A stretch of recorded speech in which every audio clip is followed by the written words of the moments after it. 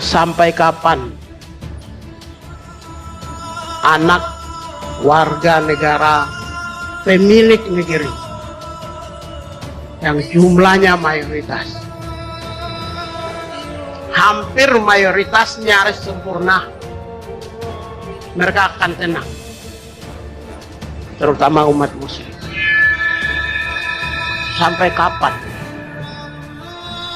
Tidak ada Islam yang terus, tidak ada Islam yang intoleran, tidak ada Islam yang radikal. Yang ada adalah cara pandang pemimpin negara yang radikal dan terus. Kesimpulan saya, ustadz-ustadz yang dituduh radikalnya adalah ustadz yang tidak setuju dengan rezim yang berkuasa saat ini.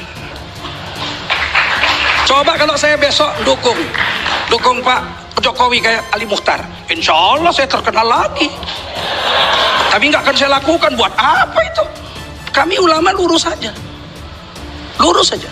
Siapa yang akan dipilih? Yang soleh. Tadi kan ceramah saya sih bilang, siapa yang dipilih? Pilih yang soleh. Yang soleh itu menurut saya, menurut Bapak ini, menurut Bang Karni. Kalau menurut Bang Karni tidak soleh, tak usah dipilih. Di mana salah pernyataan saya? Pilihlah presiden yang soleh, pilihlah DPR yang soleh. Di mana salahnya? Masa saya harus bilang pilihlah DPR, terserah, mau yang bejat, mau yang soleh silakan, mau yang homoseks silakan? Tidak mungkin dong. Sebagai penceramah, mesti saya bilang sebagai penceramah, pilihlah pemimpin yang soleh, pilihlah DPR yang soleh.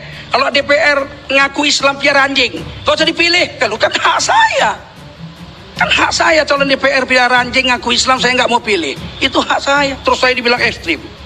Innalillahi wa inna ilaihi raji'un. Itu aja lah saya bilang. Terima kasih Bang Karni. Baik. Nah di sini lah,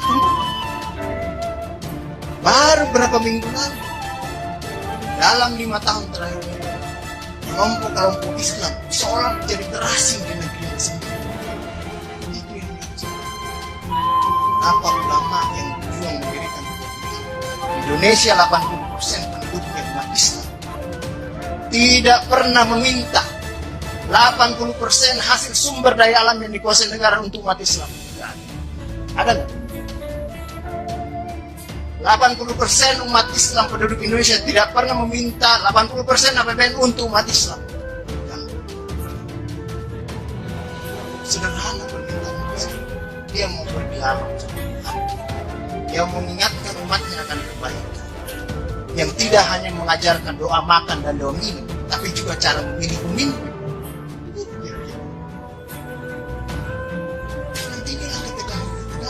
Ketika agamanya dinistakan, susah sekali ini membawa proses. Muncullah demo berjilid-jilid. Belum lagi penghujung, kemudian ada agama yang diperhadapkan sebagai musuh besar Pancasila. Nah, saya ini Islam, tapi bukan pengetahuan Islam seperti Ustaz Alim Terbalim dan Abu tapi dengan segala awam saya terhadap Islam. Ketika saya ditanya Pancasila itu di mana dalam kehidupan saya? Tapi saya akan mengatakan bahwa ketika saya lahir, orang tua saya itu membisikkan Pancasila. Cuma bahasanya bukan seperti yang tertulis dalam Undang-Undang Dasar. Dia membahasakan Allahu Akbar, Allahu Akbar. Asyhadu an la ilaha illallah. Asyhadu anna Muhammadar Rasulullah. Apa yang saya dengar di sini? Ketuhanan Maha. Hayya 'alas shalah. Indonesia adalah gerakan dakwah Islam berasas Islam. Karena dia dakwah Islam, pasti asasnya Islam kan gitu. Di dalam negara kesatuan Republik Indonesia yang berdasarkan Pancasila dan Undang-Undang Dasar 1945 itu tersebut di dalam artinya personal kita. Anda seorang Ismail Yusanto? Iya, ini sudah jelas. Tidak anti Pancasila ya? Pandangannya sudah sangat jelas gitu loh. Kayak gitu. Nah, karena itu dan ini ada sejak 2014 ketika Undang-Undang Ormas itu terbit gitu. Baru kemudian dipersoalkan belakangan. Padahal secara substansi kita melihat bahwa tidak ada hal yang bisa disebut sebagai yang dikatakan di dalam Undang-Undang Ormas itu paham yang bertentangan Pancasila. Karena paham yang bertentangan dengan Pancasila di sana itu diartikan sebagai paham Marxisme, Leninisme, kemudian komunisme. Dulu ada sosialisme, tapi kan kemudian dihapus gitu. Nah, bukti bahwa ini semua adalah kepentingan politik.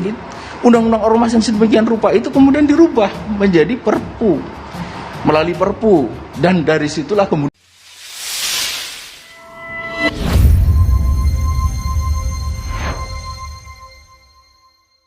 BNPT tidak punya alasan hukum tentukan kriteria penceramah radikal. Sikap Badan Nasional Penanggulangan Terorisme atau BNPT yang mengeluarkan kriteria penceramah direspon oleh pengamat intelijen dari Institute for Security and Strategic Studies, Khairul Fahmi. Khairul mengatakan dirinya percaya pemerintah melalui BNPT memiliki niat baik sebab saat ini masyarakat seperti galau karena dianggap makin reaktif, intoleran, mudah beringas. Meski demikian, Khairul mengingatkan agar pemerintah tetap tidak mengabaikan pentingnya alasan hukum yang tepat dan kuat. Hal itu penting jika memang ingin melakukan penertiban. Pemerintah, kata Fahmi, harus ingat bahwa semua peraturan harusnya berlaku untuk durasi yang panjang. Namun mereka dibatasi oleh waktu 2 kali 5 tahun periode jabatan presiden. Menurut Fahmi, pemerintah seharusnya hati-hati dalam mengkapitalisasi persoalan radikalisme. Dalam pandangan Fahmi, masalahnya dalam UU tersebut tidak menjelaskan definisi radikalisme. Konsekuensinya hingga saat ini tidak ada atau belum ada lembaga negara manapun yang secara sah dapat menentukan siapa yang radikal dan apa yang bisa dilakukan kepadanya. Ia menyayangkan BNPT sampai berani merumuskan sikap anti pemerintah sebagai salah satu kriteria radikal. Hal ini akan menjadi polemik atau problematik jika tak dirumuskan secara jelas. Lebih lanjut, ingin tahu dalam kriteria yang disampaikan BNPT apa yang ingin dilakukan pemerintah, mengatur metode ceramahnya, pendakwah, atau substansi lainnya. Dalam pandangan Fahmi, pernyataan yang lebih mendasar adalah mengapa mereka membangun apa yang disebut sikap anti pemerintah. Para penceramah dan pengundangnya tidak berada di ruang hampa. Ia lebih setuju jika pemerintah mengingatkan perilaku buruk, apalagi di Indonesia masih banyak persoalan-persoalan sosial, politik, dan ekonomi yang harus direspon. Sampai kapan anak warga negara pemilik negeri yang jumlahnya mayoritas, hampir mayoritas nyaris sempurna, mereka akan tenang, terutama umat muslim? Sampai kapan? Tidak ada Islam yang teroris, tidak ada Islam yang intoleran, tidak ada Islam yang radikal. Yang ada adalah cara pandang pemimpin negara yang radikal dan teroris. Kesimpulan saya, ustadz-ustadz yang dituduh radikalnya adalah ustadz yang tidak setuju dengan rezim yang berkuasa saat ini. Coba kalau saya besok dukung Pak Jokowi kayak Ali Mukhtar, insya Allah saya terkenal lagi. Tapi nggak akan saya lakukan. Buat apa itu? Kami ulama lurus saja. Siapa yang akan dipilih? Yang